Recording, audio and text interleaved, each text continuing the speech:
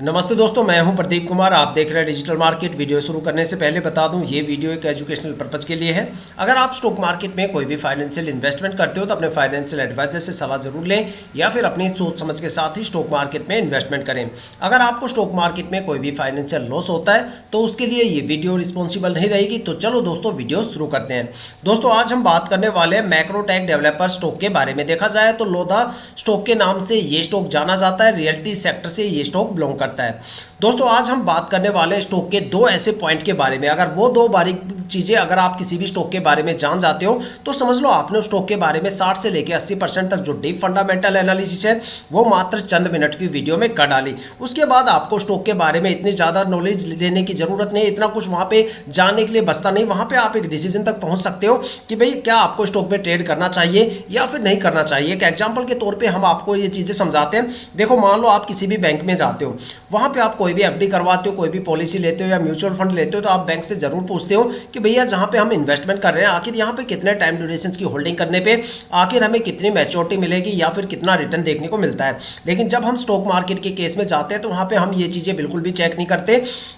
वहां पे हम स्टॉक के बेसिक फंडामेंटल देखते हैं और स्टॉक के अंदर एंट्री कर जाते हैं। जब हम स्टॉक के अंदर एंट्री कर जाते हैं तो काफी ज्यादा सवाल हमें घेर के खड़े हो जाते हैं कि भाई स्टॉक के अंदर अगर हल्की सी वहां पे गिरावट भी अगर आपको देखने को मिलेगी तो आपको ये लगेगा कि भाई स्टॉक के अंदर मतलब आखिर कितनी बड़ी यहाँ पे गिरावट होने वाली है, कितने टाइम तक गिरावट होगी, या फिर स्टॉक के अंदर एक पॉजिटिव मोमेंटम कब से देखने को मिलेगा, या फिर स्टॉक के अंदर कितने लंबे टाइम ड्यूरेशन की होल्डिंग करने पर आखिर कितना रिटर्न मिलेगा। एक एस्टिमेशन अगर मिल जाए तो बात बन जाए। ठीक है, तो यहाँ पे स्टॉक के बारे में यही दो बातें मैं आपको बताने वाला हूँ। सबसे पहला एक तो स्टॉक के पिछले 5 साल के रिटर्न के बारे में बताने वाला हूं।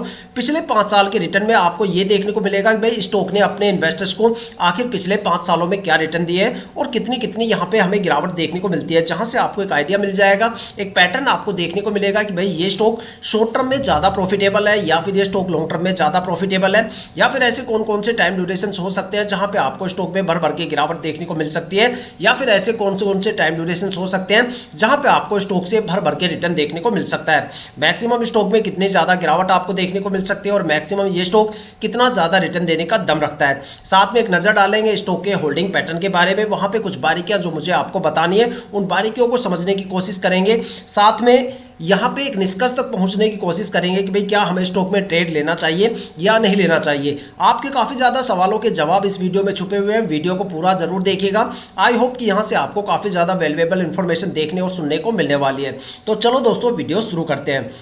दोस्तों, अगर बात करें मैक्रोटेक डेवलपर स्टॉक के पिछले 5 साल के रिटर्न के बारे में तो देखते हैं स्टॉक ने शॉर्ट टर्म और लॉन्ग टर्म में आखिर कितने कितने टाइम ड्यूरेशन की होल्डिंग करने पे आखिर अपने इन्वेस्टर्स को कितना रिटर्न दिया और कितनी ज्यादा यहां पे हमें गिरावट देखने को मिलती है।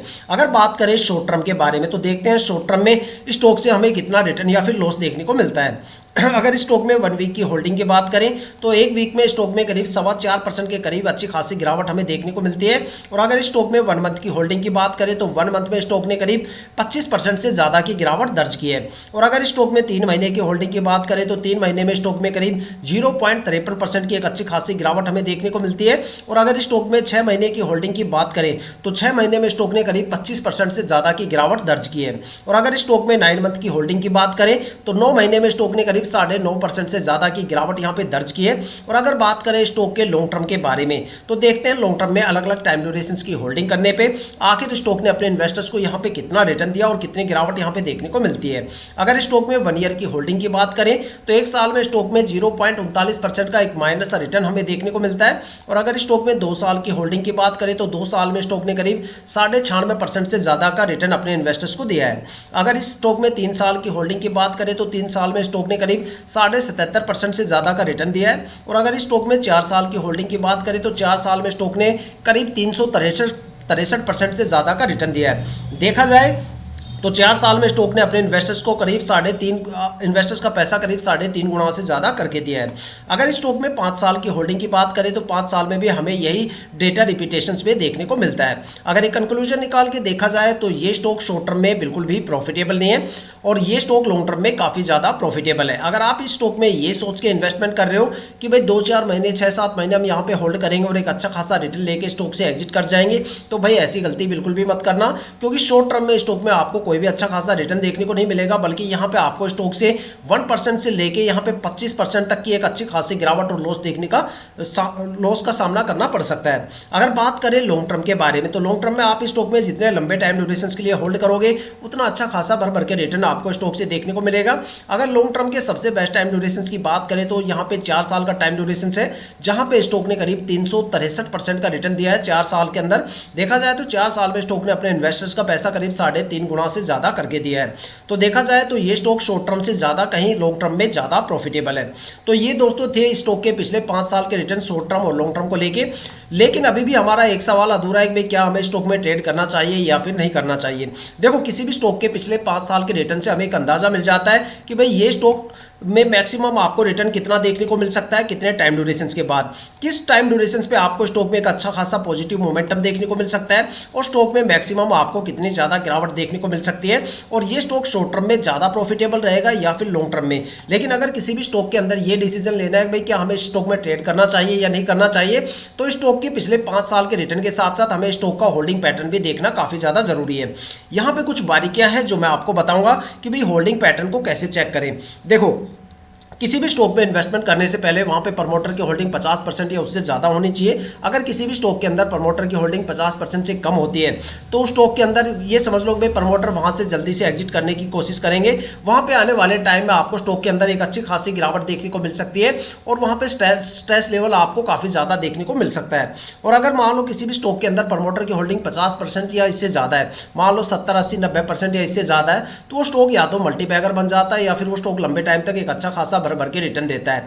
तो देखा जाए तो जो सबसे ज्यादा ट्रस्टवर्दी इन्वेस्टर्स होते हैं स्टॉक मार्केट में, वो प्रमोटर और डीआईआई होते हैं, जो कंपनी के साथ लंबे टाइम तक रुकते हैं और अपनी होल्डिंग को धीरे धीरे करके रिलीज करते हैं। लेकिन दो सबसे ज्यादा पैनिक इन्वेस्टर्स की कैटेगरी भी हमारे स्टॉक मार्केट में अवेलेबल है।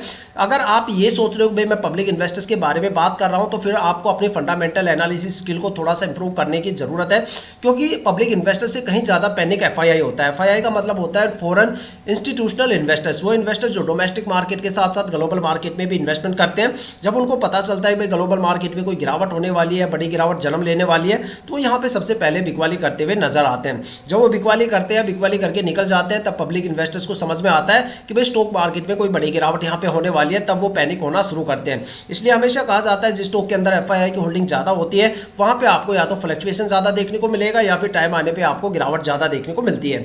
एक एग्जाम्पल के तौर पर अगर आप कोई भी एक्सपेरिमेंट करना चाहते हो तो कोई भी 20 रैंडमली स्टॉक आप उठा के चेक कर लेना, उसमें पिछले 1 साल का होल्डिंग पैटर्न चेक करना एफआईआई का। वहां पे आपको काफी ज्यादा स्टॉक ऐसे देखने को मिलेंगे जहां पे पिछले साल एफआईआई की होल्डिंग 0% होती है और अचानक अगले साल तक आते आते वो होल्डिंग 15, 20, 25, 30% से लेकर 40% या इससे ऊपर चली जाती है। ठीक है, कुछ स्टॉक आपको ऐसे भी देखने को मिलेंगे जहां पे पिछले साल जो एफआईआई की होल्डिंग होती है वो 10-15% या इससे ज्यादा होती है, 30-40% से भी ज्यादा होती है, लेकिन अगले साल तक आते आते वो होल्डिंग 5-7% रह जाती है या फिर 0% हो जाती है। तो इतना बड़ा फ्लक्चुएशन हमें एफआईआई की होल्डिंग को लेकर देखने को मिलता है। तो देखा जाए तो जिस स्टॉक में आप इन्वेस्टमेंट करते हो वहां पे प्रमोटर की होल्डिंग 50% तो एटलीस्ट होनी चाहिए, इससे ज्यादा जितनी भी हो उतनी ज्यादा बेनिफिशियल है, और एफआईआई की होल्डिंग उस स्टॉक में कम होनी चाहिए। उस स्टॉक से आप एक अच्छा खासा रिटर्न मार्केट से गेन कर सकते हो। अब बात करने वाले हैं स्टॉक का होल्डिंग पैटर्न के बारे में। देखते हैं स्टॉक के होल्डिंग पैटर्न के पिटारे से आखिर क्या निकल के आता है। अगर स्टॉक में प्रमोटर की होल्डिंग की बात करें तो यहाँ पे प्रमोटर की होल्डिंग 71.98% है, जो पिछले साल यहाँ पे 74.92% थी। तो यहाँ पे हमारे 2 पॉइंट क्लियर हो जाते हैं कि भाई प्रमोटर की होल्डिंग, पहला तो यहाँ पे कि प्रमोटर की होल्डिंग 50% से ज्यादा है, दूसरा यहाँ पे पिछले साल के कंपेरिजन में यहाँ क्वार्टर टू क्वार्टर हमें प्रमोटर की होल्डिंग में एक अच्छी खासी गिरावट देखने को मिलती है। दूसरा यहाँ पे जो सबसे ज्यादा ट्रस्टवर्दी इन्वेस्टर्स होता है डीआईआई, अगर उसकी होल्डिंग की बात करें तो उसमें अब जो डीआईआई की होल्डिंग है वो 2.64% है, जो पिछले साल 3.20% थी। देखा जाए तो डीआईआई की होल्डिंग में भी एक अच्छी खासी बड़ी गिरावट हमें देखने को मिलती है। अब बात करने वाले हैं स्टॉक मार्केट के 2 सबसे ज्यादा पैनिक इन्वेस्टर्स की कैटेगरी के बारे में। तो अगर एफआईआई की होल्डिंग की बात करें तो एफआईआई की होल्डिंग यहाँ पे 24.45% है, जो पिछले साल 21.09% थी। देखा जाए तो एफआईआई ने यहाँ पे अपनी होल्डिंग को थोड़ा सा बढ़ाया है। और अगर यहाँ पे पब्लिक इन्वेस्टर्स की होल्डिंग की बात करें तो यहाँ पे पब्लिक इन्वेस्टर्स की होल्डिंग ना के बराबर है। देखा जाए तो 0.76% है, जो पिछले साल 0.60% थी। तो देखा जाए तो यहाँ पे पब्लिक इन्वेस्टर्स ने भी अपनी होल्डिंग में थोड़ा सा इजाफा किया है। गवर्नमेंट होल्डिंग आपको स्टॉक में देखने को बिल्कुल भी नहीं मिलती। तो इस वजह से एक तो पॉइंट यहाँ पे ये क्लियर हो जाता है, जहाँ पे गवर्नमेंट होल्डिंग हमें देखने को नहीं मिलती वो स्टॉक इतना ज़्यादा ट्रस्टवर्दी होता नहीं। लेकिन अगर देखा जाए तो यहाँ पे पहला पॉइंट क्लियर ये होता है, प्रमोटर की होल्डिंग 50 पॉइंट से ज़्यादा है, प्रमोटर की होल्डिंग लगातार गिर रही है, DII अपनी होल्डिंग को निकाल रहा है, जो कि सबसे ज़्यादा ट्रस्टवर्दी इन्वेस्टर्स की कैटेगरी में आते हैं। और जो सबसे ज़्यादा पैनिक इन्वेस्टर्स की कैटेगरी में आते हैं वहाँ पे FII और पब्लिक इन्वेस्टर्स अपनी होल्डिंग में लगातार यहाँ पे इजाफा करते हुए नजर आए। ठीक है, तो देखा जाए तो स्टॉक के पिछले 5 साल के रिटर्न आपके सामने है। स्टॉक का होल्डिंग पैटर्न कैसा होना चाहिए उसकी बारीकियां आपको बता दी, स्टॉक का होल्डिंग पैटर्न कैसा है उसके डेटा आपके सामने रखे हुए, पिछले साल की कंपैरिजन मैंने आपके साथ करवा दिया। अब डिसीजन आपको लेना है कि भाई क्या आपको स्टॉक में ट्रेड करना चाहिए या फिर नहीं करना चाहिए। ये अपना कमेंट आपका जो भी यहाँ पे डिसीजंस होता है अपना कमेंट बॉक्स में एक बार जरूर शेयर कीजिएगा, ताकि जितने भी इन्वेस्टर्स आते हैं उनको यहाँ पे एक डिसीजन लेने में थोड़ा सा हेल्प मिले। तो दोस्तों ये थी अब तक की सबसे latest information Macrotech developer stock के पिछले 5 साल के रिटर्न और उसके होल्डिंग पैटर्न को लेके।